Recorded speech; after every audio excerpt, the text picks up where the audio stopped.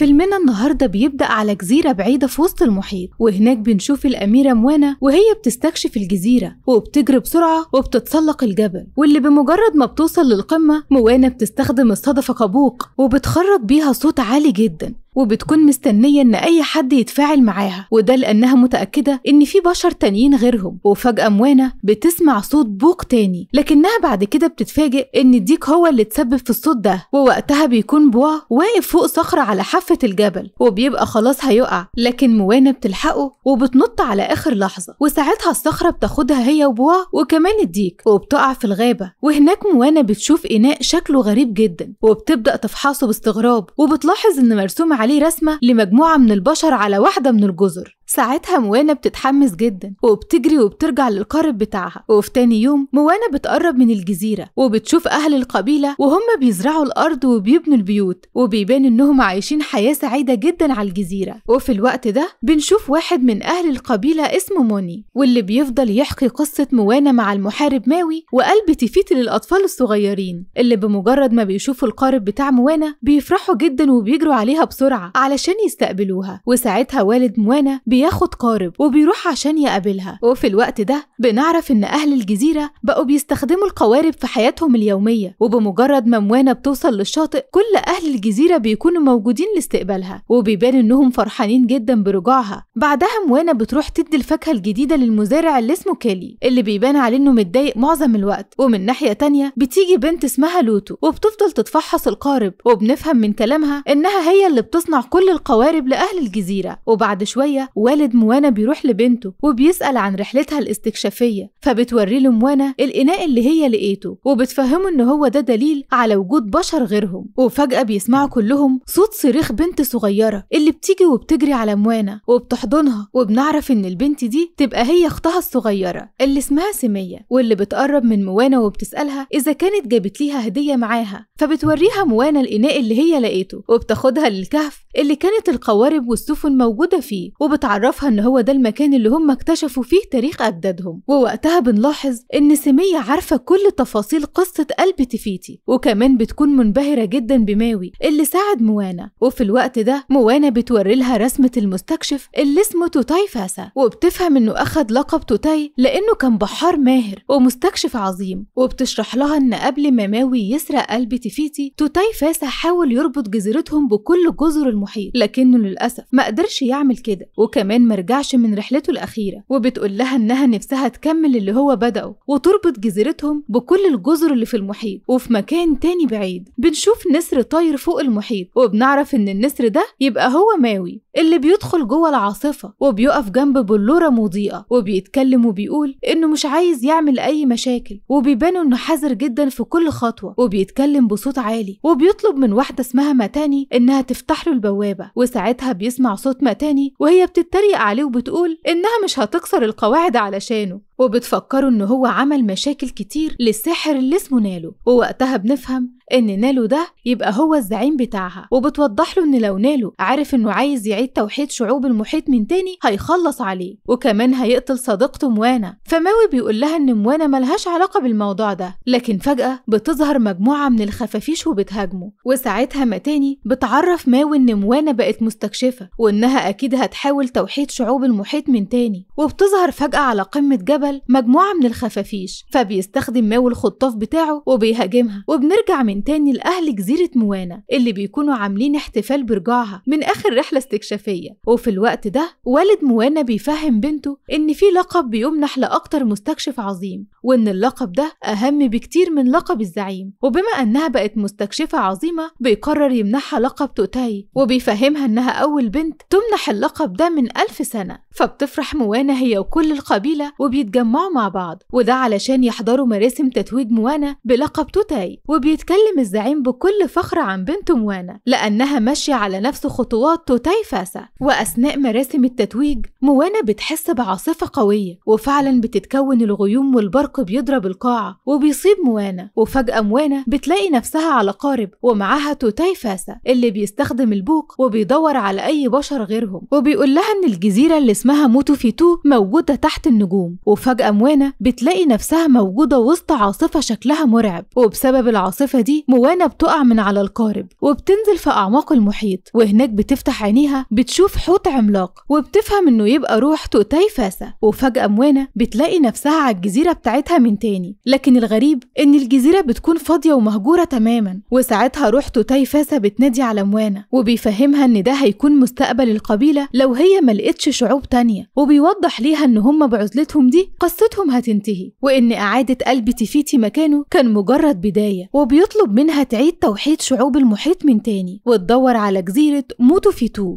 وبيفهمها انها علشان توصل ليها لازم تمشي ورا النار اللي في السماء، وبيعرفها ان المكان ده ابعد بكتير من اللي هو وصل ليه في يوم من الايام، وبيسيبها وبيظهر لها شكل الجزيرة الحقيقي. وفجأة البرق بيضرب الإناء وكل اللي موجودين بيتخضوا من اللي حصل، وساعتها والد ووالدة موانا بيروحوا يطمنوا عليها، فبتفوق موانا وبتقول لهم ان هم لازم يلاقوا جزيرة موتو فيتو. وبعد شوية بنشوف موني وهو بيوريهم رسمة للجزيرة وبيشرح ليهم ان كل شعوب المحيط كانت بتلتقي على الجزيرة دي، لكنها للأسف اتلعنت واختفت داخل عاصفة قوية، وإن السبب في اللي حصل ده هو الساحر نالو اللي عمل كده وفرق شعوب المحيط عن بعض علشان قوته تزيد. وبتفهم موانا إن أجدادهم لقوا طريقة لكسر اللعنة، وهي إن لو في أي حد بشري قدر يوصل ويلمس جزيرة موتو فيتو اللعنة هتتكسر، وإن هي دي الطريقة الوحيدة علشان تعيد توحيد كل الشعوب من تاني. وأثناء ما هم بيتكلموا في حد بينادي عليهم، ولما بيخرجوا بيتفاجئوا لما يشوفوا نيزك طاير في السماء، وساعتها موانا بتفهم إن هي دي النار اللي توتاي فاسا قال ليها عليها، وطلب منها تمشي وراها علشان توصل لجزيرة موتو فيتو. وساعتها والد موانا بيفكر إن توتاي فاسا حاول يوصل للجزيرة دي لكنه مرجعش تاني، وبيعرفها إنه خايف عليها تتأذى لو كملت على نفس خطاه. وللأسف سمية بتسمع الكلام وبتحزن جدا، وبتطلب من موانا إنها ما تمشيش، وبتجري وهي بتعيط. وبعدها والدة موانا بتروح لبنتها وبتهديها وبتفهمها إنها دلوقتي توتاي وإنها الأمل الوحيد ليهم، ووقتها كل اللي موجودين بيسيبوها لوحدها علشان تفكر.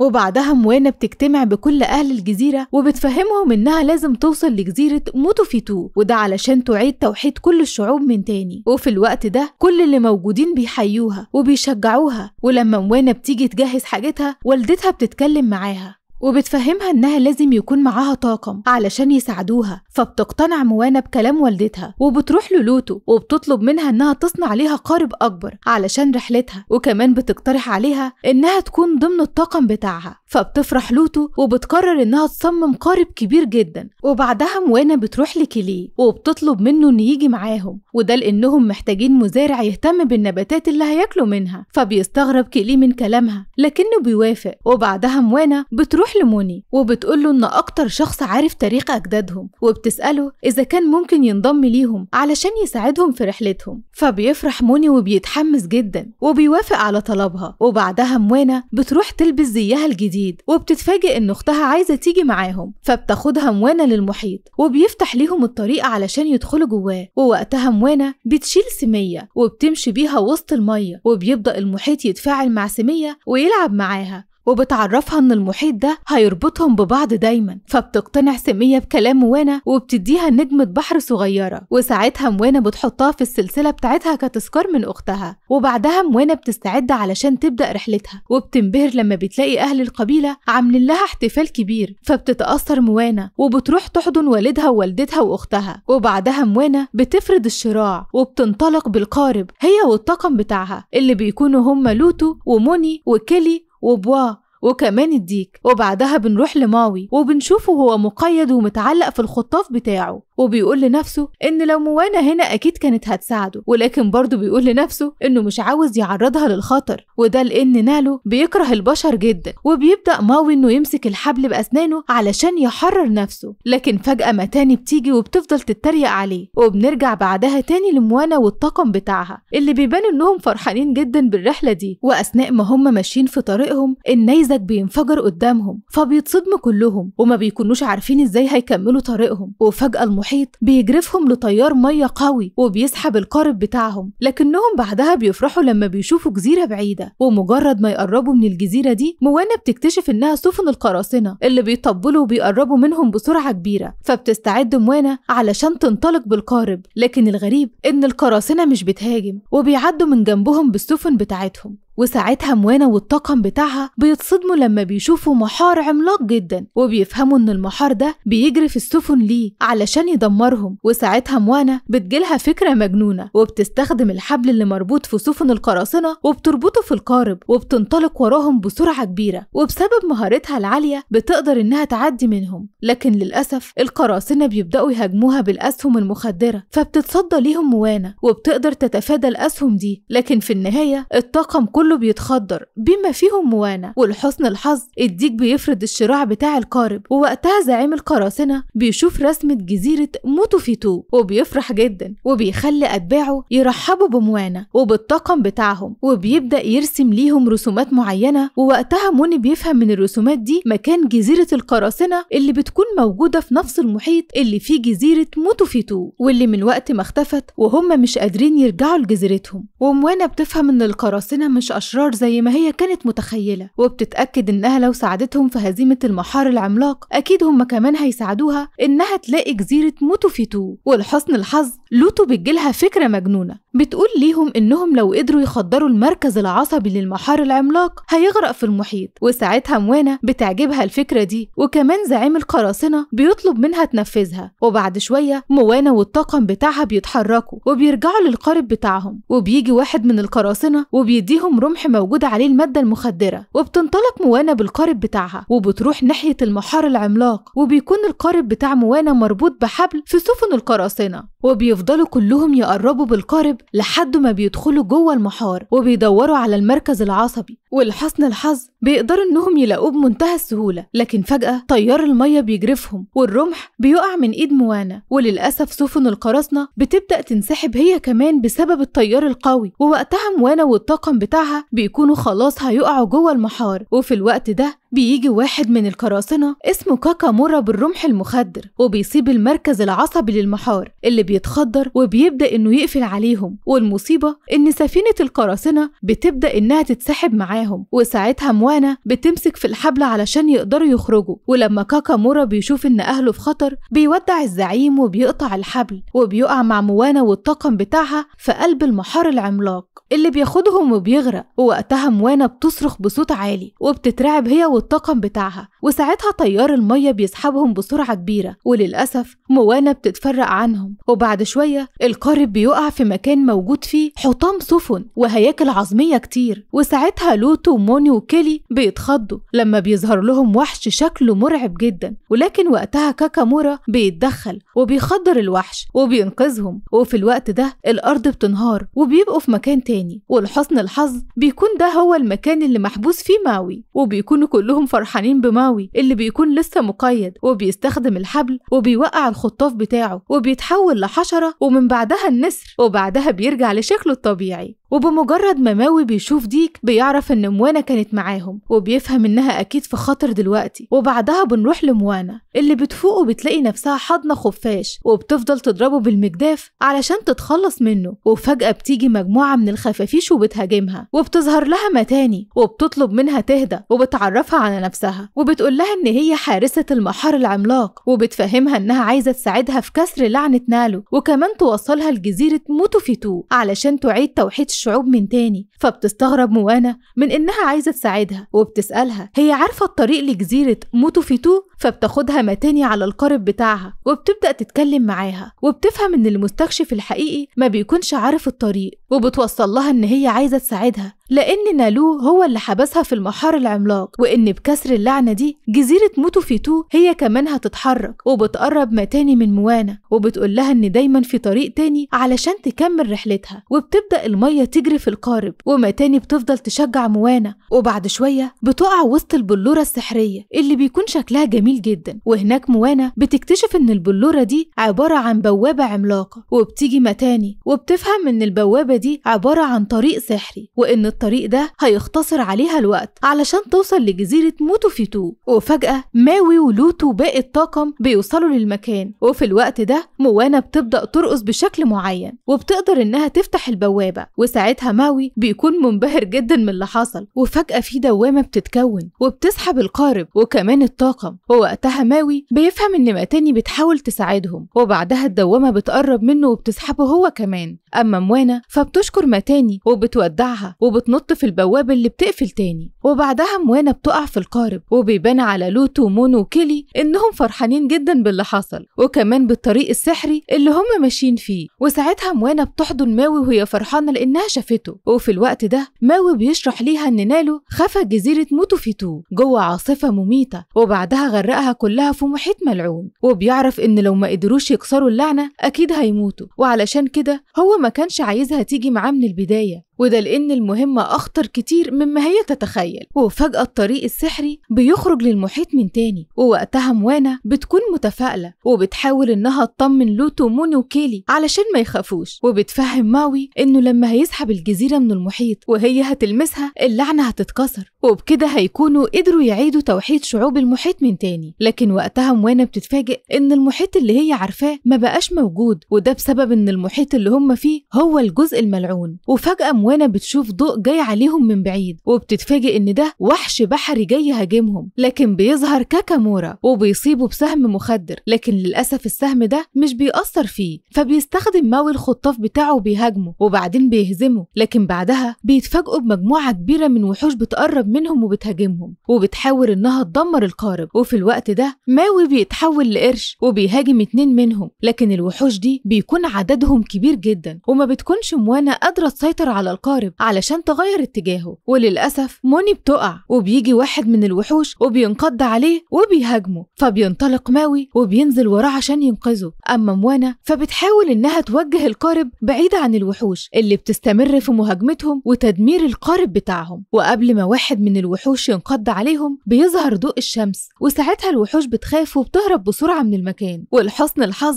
ماوي بيقدر ينقذ موني من الغرق، لكنه بيكون مصدوم ومرعوب جدا من اللي حصل. وبعد شوية بيشوفوا جزيرة صغيرة وبيروحوا ليها هناك، وهناك بيبان على موانا إنها متضايقة جدا من اللي حصل، وده لأن القارب اتدمر وكمان لأنها عرضت حياة الطاقم بتاعها للخطر. وفجأة لوتو بتنادي على موانا وبتطلب منها إنها تيجي، ولما موانا بتروح بتتفاجئ لما بتشوف قارب توتاي فاسا على نفس الجزيرة. وساعتها ماوي بيفكر موانا إنه حاول يوضح ليهم إنهم مش هيقدروا ينفذوا المهمة دي، وبالرغم من كده هو فضل معاها وواثق فيها. فبتحزن موانا وبتسيبه وبتمشي وبتروح تقعد لوحدها على الشاطئ، وبتكون حاسة بالحزن الشديد بسبب اللي حصل. لكن بعدها ماوي بيروح ليها وبيفضل يواسيها وبيعرفها انهم لو تعاونوا مع بعض اكيد هيقدروا يكسروا اللعنة دي، ويفضل يطمنها ويشجعها، وبيقول لها انه كان فقد الامل في البداية لكنها هي اللي شجعته وخليته يقف من تاني، وإن ده هو الوقت اللي لازم يشجعها فيه ويخليها ترجع تثق في نفسها. وبيقول لها إنه واثق في قدرتها على كسر اللعنة، وإنها كمان هتصنع التاريخ وهتكون أعظم بشرية على الإطلاق. فبتتحمس جدا من كلام ماوي وبتقرر إنها تروح تشجع الطاقم بتاعها. ولما موانا بتوصل ليهم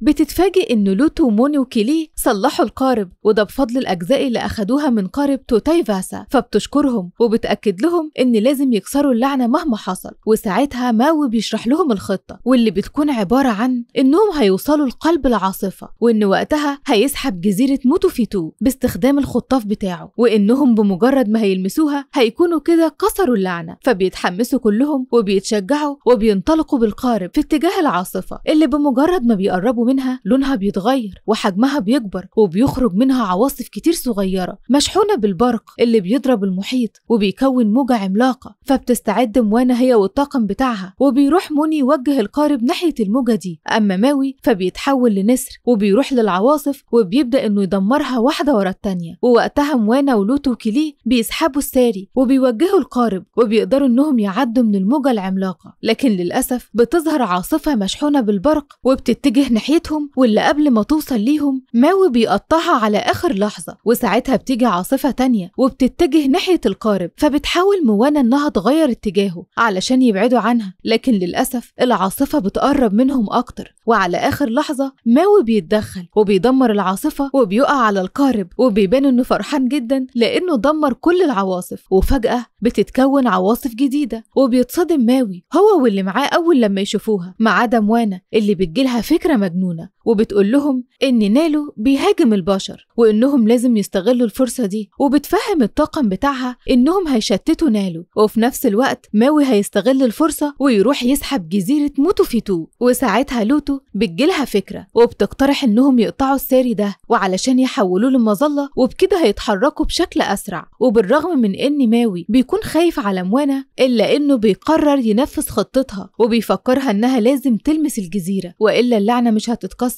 وبعدها بيتحول لنسر وبينطلق بسرعة وبيعدي من العاصفة. أما لوتو فبتكسر الساري وبتحوله لمظلة فعلا، وساعتها القارب بيتحرك بسرعة وبيعدوا من العاصفة هما كمان. وفي اللحظة دي ماوي بيعدي من وسط الرياح الشديدة وبيوصل لمركز العاصفة، وبمجرد ما بيشوف الجزيرة بيرجع لشكله البشري وبيرمي الخطاف عليها وبيبدأ إنه يسحبها بكل قوته. والمفاجأة إن الجزيرة بتبدأ تتسحب فعلا، وبنرجع تاني لموانا والطاقم بتاعها وبنشوفهم وهم بيحاولوا إنهم يتحكموا في القارب ويتفادوا العواصف اللي بتهاجمهم ويتجهوا ناحية ماوي علشان يلمسوا الجزيرة أول ما تخرج. لكن للأسف البرق بيصيب ماوي وبيقطع الحبل، وبالرغم من كده ماوي بيقدر انه يمسك الحبل من تاني على اخر لحظة، وبسبب البرق ده بتتكون موجة تانية عملاقة. والمفاجأة ان موانا والطاقم بتاعها بيقدروا انهم يعدوا منها، ومن ناحية تانية ماوي بيكون فرحان لانهم قربوا منه وبيبدأ يسحب جزيرة موتوفيتو بكل قوته. لكن للأسف البرق بيصيبه وبيحاصره من كل مكان، وبالرغم من قوة البرق المهولة ماوي بيرفض الاستسلام، وده بيتسبب ان كل الوشوم اللي على جسمه بتتمسح لحد ما بيفقد الوعي. وفجأة بيحصل انفجار كبير بيقلب القارب وبيتدمر، وكمان ماوي بيقع في المحيط. وفي الوقت ده موانا بتساعد الطاقم بتاعها وبتطلع على حطام القارب، وبالرغم من كل اللي حصل ده موانا بترفض الاستسلام وبتفضل تفكر ازاي هتكسر اللعنة، وبتفتكر نصيحة ماتاني وهي ان دايما في طريق تاني. وبتروح موانا تقف على الساري وبتنط في المحيط وبتغوص بسرعة كبيرة وهي بتتفادى البرق اللي بيهاجمها، وبتتجه ناحية جزيرة موتوفيتو اللي غرقانة في القاع. وفي اللحظة دي موني ولوتو بيشوفوا ماوي وهو فاقد الوعي، وبينط كليه في المحيط ويروح ينقذه وبيطلع على القارب. وفجأة البرق بيضرب المحيط وبيقرب من موانا اللي بتكون على وشك انها تلمس جزيرة موتوفيتو، وفي نفس اللحظة اللي ايديها بتلمس فيها الجزيرة البرق بيصيبها. لكن فجأة العاصفة بتختفي واللعنة بتتكسر والشمس بتطلع من تاني، وبمجرد ما ماوي بيفوق بينط بسرعة في المحيط وبيغوص وبيروح لموانا اللي بتكون فاقدة الوعي وعلى وشك الموت. وفجأة بتتكون فقاعة من الهواء حوالين ماوي وهو شايل موانا، ووقتها بيبان على ماوي انه حزين جدا وبيفضل يعيط ويتمنى انها ما تموتش، وبيبدأ انه يغني بحزن شديد وهو ماسك ايديها. وساعتها بيظهر له روح توتاي فاسا وبيغني معاه، وكمان بتظهر كل ارواح اجداد موانا وبتنضم ليهم في الغنى. وفي الوقت ده روح جدة موانا بتقرب منها وبتمسك ايديها وبتتحد كل الارواح مع بعض، وكل واحد بيمسك ايد التاني وبيكونوا شكل معين وبيمدوا موانا بالطاقة. وساعتها بيظهر وشم لجزيرة موتوفيتو على ايد موانا اللي بتفتح عينيها فجأة وبتفوق وبتفرح لما بتشوف كل ارواح اجدادها اللي ماتوا. وكمان الخطاف بيرجع لماوي هو وكل الوشوم بتاعته، والمفاجأة ان المجداف بتاع موانا بيرجع ليها وبيترسم عليه وشوم هو كمان، وبيبقى مجداف سحري. وبعدها روح جدة موانا بتودعها وبتختفي كل ارواح اجدادها.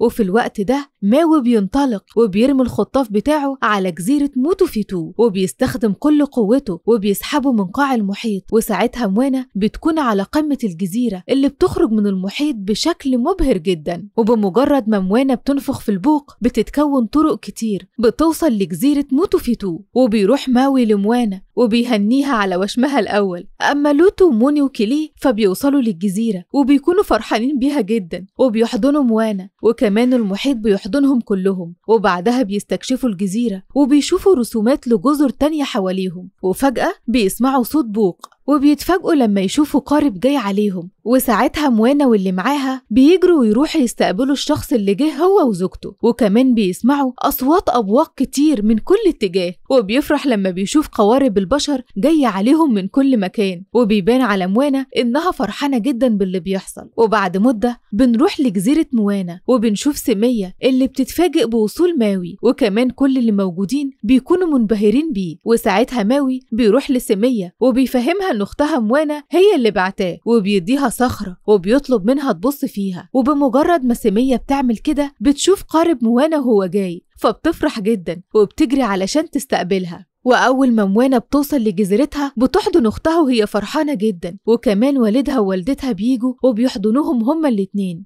وبينبهر كل أهل الجزيرة لما بيشوفوا عدد كبير جدا من السفن جايين عليهم. وساعتها موانا ووالدها بيعملوا احتفال كبير جدا وبيرحبوا بكل زعماء الجزر اللي زاروهم. وبعدها موانا والطاقم بتاعها وكمان ماوي بياخدوا القارب وبيوصلوا كاكامورا لجزيرته، ووقتها كل القراصنة بيفرحوا جدا برجوعه ليهم. وفي مكان تاني بنشوف ماتاني وسط عاصفة من البرق، ووقتها نالو بيظهر وهو متضايق جدا، وده لأن البشر وصلوا لجزيرة موتو فيتو وكسروا اللعنة. ووقتها ماتاني بتكذب عليه وبتقوله إنها ما تعرفش هم قدروا يعملوا كده إزاي. وساعتها نالو بيأيدها وبيقرر إنه ينتقم من موانا. ومن ناحية تانية بنعرف إن موانا والطاقم بتاعها استمروا في رحلاتهم الاستكشافية، وإن موانا بقى عندها قوة سحرية بفضل المجداف بتاعها. وأخيرا موانا بتقدر إنها تعيد توحيد شعوب المحيط من تاني بعد ما خاضت رحلة خطيرة علشان تنقذ العالم من الدمار. وبكده بينتهي فيلمنا.